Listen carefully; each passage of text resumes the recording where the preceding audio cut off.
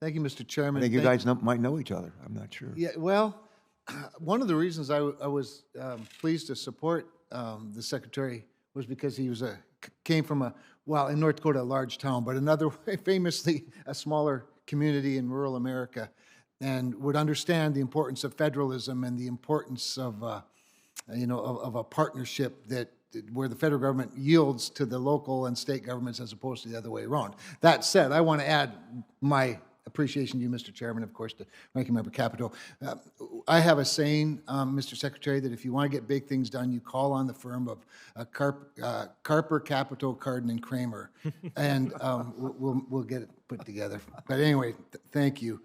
But I do want to dig in on the federalism point a little bit and the memorandum, because it did create not just some confusion, but concern by people out there who are going, wait a minute, we were told that these smart people, simplified the process, and yet we're getting this sort of complicating language. And I think with regard to the exact language that we specifically excluded from the bill to see it turn up in even a memorandum or guidance as opposed to, specific regulation, it almost appears designed to create some of that confusion. I hope that's not the case, but that's how it was taken. And when I listened to you describe to Senator Capito, I guess explained why it appears, it sounded to me a little bit like you were arguing against the spirit of the law by using the letter of the law. And that adds confusion, because we were very specific. And I want to get specifically to the issue of the single agency or the one agency rule, which we codified. And you said, well, you're working to, in one of the questions, or one of the answers, you said, we're working to implement it.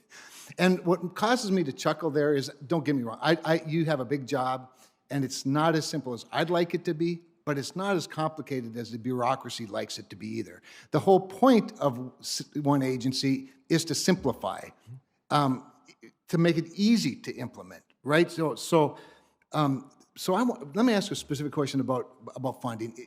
Does this guidance imply, whether intentionally or unintentionally, imply a set of priorities that will be used as guidance in the decision of the agency when it comes to, say, awarding grants or some other funding? And you can answer the broader question in the context of that specific one if you'd like. Sure. So what I'd say is it certainly reflects our priorities, and when it comes to discretionary grants, for example, as provided for within the law, some of the things we've talked about: safety, state of good repair, economic strength, resilience. These are national priorities, administration priorities, and things that will certainly guide me within the parameters of the law in our decisions and our approach to the competitive grants. With regard to the formulas, again, ultimately the states are making these calls, right? And we recognize that and support that. We also, of course, want to help them get to places where they might not even have known some of the flexibilities that exist. And I'll give you an example that ties back to what Senator Cardin was raising with transportation alternatives, right? There are a number of authorities and flexibilities within the Surface Transportation Block Grant that I think many states would like to take advantage of, but it might be helpful for us to remind them that they have access to that, because that's evolved over time. But ultimately, the left and right boundaries here are the letter of the law. That's all that I can work with in deciding what to do in implementing these formula programs. With regard to the one federal decision, having been a local leader and waded through these processes, let me just restate my commitment to making sure that administrative inefficiency is never accepted as a reason for any of those processes to take longer than they could. And if we can beat those targets, that's even better. Well, especially, I think, thank you for that. I think in this era of pretty hyperinflation, where the supply side of the economic formula has been shorted, let's get after it real quickly, and I appreciate your commitment to that. And we need to do our part as well in passing appropriations. I know we're all committed to that. Please tell me we're going to get that done. But I'll just end with this.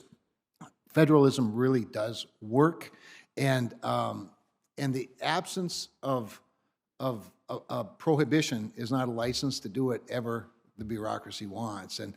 And I think that's how it appears to some people. I hope that your clarification is comfort, because my advice to my governor and to my state, and frankly, the 5-state coalition of the North Dakota, South Dakota, Montana, Wyoming, and Idaho that work together on these policies, it's a really big footprint out there. My advice to them is to ignore, frankly, the memo, because the 5 of them know exactly what to do in rural America. But thanks, Mr. Chairman, and thank you, Mr. Secretary.